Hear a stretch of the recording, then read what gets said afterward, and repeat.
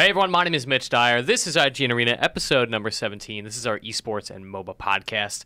Be sure to subscribe to us, youtube.com/IGN Arena. Joining me as always is James Faulkner. Hi. And Kyle O'Connor. What up? Gentlemen, I want to get right into it. Have you guys played Vainglory on iOS yet? No, I have not. I have played the tutorial. All right.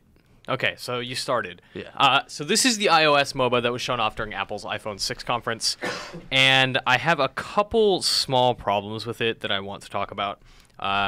It's good. It's definitely a good game, and you should find an iPad in the office or something and just play it, Kyle, because I know you're an Androidman. Androidman. But it's cool. It's very pretty. It's a one-lane MOBA with a jungle, and my biggest problem with Fates Forever, which was the last big iOS MOBA, was there was a jungle that was largely useless. There was no real reason to ever go into it. There was no reason to farm it. There was nothing to do in it. Vainglory has a very, very useful jungle. It's very much of the game is spent there, like half of it. It's all about jungle dominance. It's all about taking control of mines, which give you like better minions or more gold, and that stuff is hugely influential in winning. The problem becomes that matches are very one-sided. You get, one team dominating the jungle. They're just rolling over enemy turrets, and typically the team to lose the turret first is almost, in my experience, the team that always loses. Oh my god, I'm dying. You are. I can tell. I've been concerned. Just get it out of you, man. Well, I'll vamp. You just die over there. It's fine.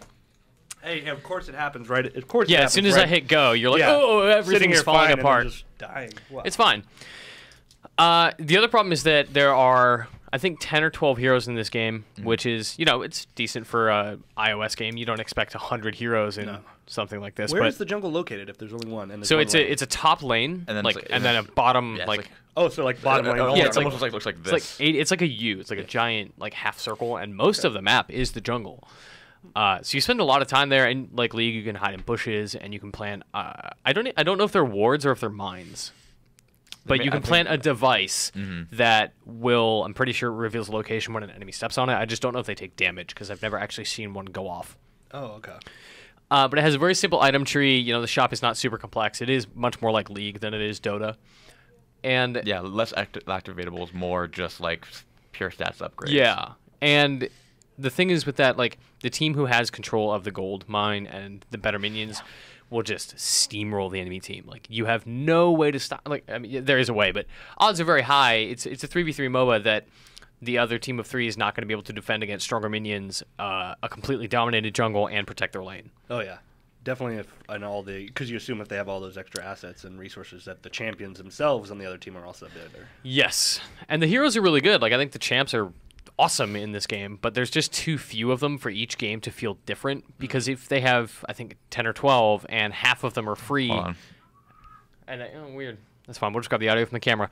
Thanks, MacBook. Yeah. If half the champs are available for free, odds are that most people playing the game are going to be playing those champs. So you don't have a ton of variety in the game at once, and that's kind of disappointing. I don't want to rail on it too hard because I do think it's a cool game and you should totally play it. But what do you make of it based on the tutorial? Yeah, I mean, I played the gunslinger guy. He's he's kind of like the drunken he's like shirtless too, right? Yeah. Yeah, I can't remember his name. When he recalls, he starts drinking and stuff Excellent. like that.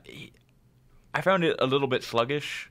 It's very slow, yeah. Characters, I mean, you don't have a ton of space to work with, right? Yeah. So you have characters that walk very slowly. Yeah, and you can get boots that make you much faster, though. Sure, but it was, I always felt like it was interesting because it felt accurate. Like, I felt like I could last hit fairly accurately. The last hitting is really satisfying, too. Yeah. Like, gold explodes out of these minions, and they fall over all nice. It's great.